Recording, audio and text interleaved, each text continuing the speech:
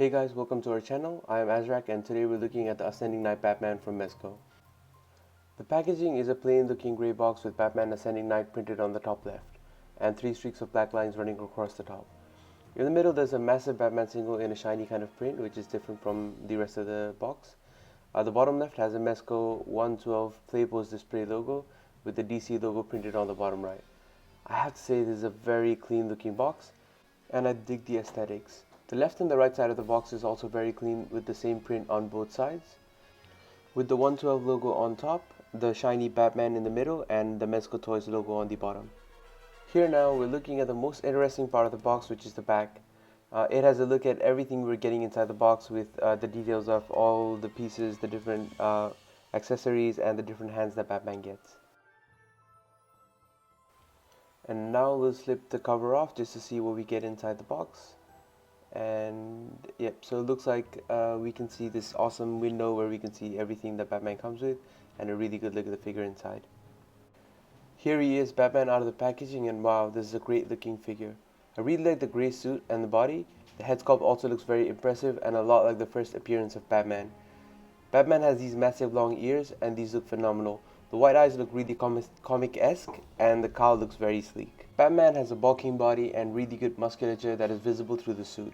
But this looks a bit smaller than the other Mezco figures, but maybe that's just me. We will find out more once we do the comparison with the other Mezco Batmans and other figures later on. The other thing that really pops on this Batman is this absolutely beautiful utility belt across his waist. The gloves look so different than what we're used to. It is so much shorter with only 2 spikes as opposed to the 3 that we're used to. It just looks a lot more like it was made at home just to fit Batman's purpose to strike fear into the criminals as he starts his journey. The suit, I think, also looks a little bit unpolished with a lot of patterns and sleeves clashing, as you can see in the arms, and forming this unique suit design. It just gives it a starting out kind of bare bones feel to this Batman. Taking a look at the gloves, they look, I think, a little bit more like the motorcycle gloves that we used to have when we were younger. It's got the knuckles and everything like that. I think this is also very reminiscent of the Dark Knight Rises Batman. Looking at the boots, they're also a lot more tactical. It has a raised lip like the one that Batman has in his boots, but the laces and everything else makes it feel a lot more like it's a homemade kind of a boot.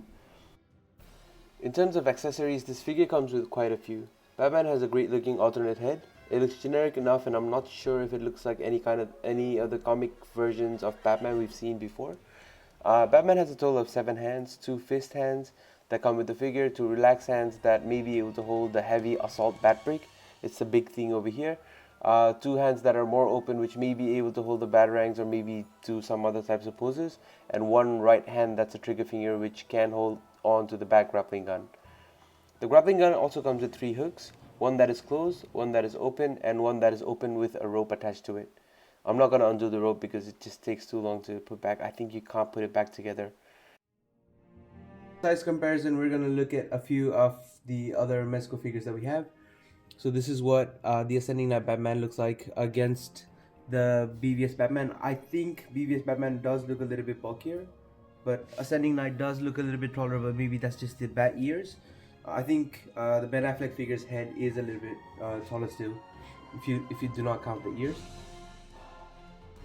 We've also got a Mezco Superman, so this is not the original Mezco, this is a fake. We do have the Mezco original Superman, but we just wanted this as well, just for a display. For people that have seen our previous videos, you've probably seen the BVS scene that we recreated or tried to. That was the first meeting of Batman and Superman in the vehicle. We also have Aquaman from Mattel. This is the multiverse figure, and he's a little bit off to the side. We'll just face him here. So it does compare really well with that as well. I think Aquaman does need to look a little bit bigger than Batman.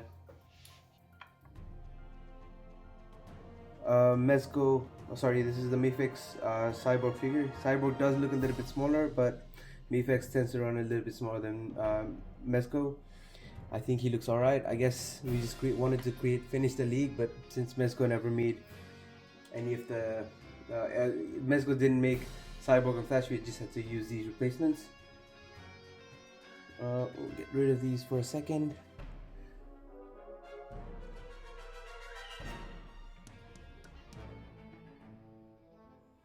So here's what Batman looks like compared to Wonder Woman. She looks pretty nice. I'll just put her here.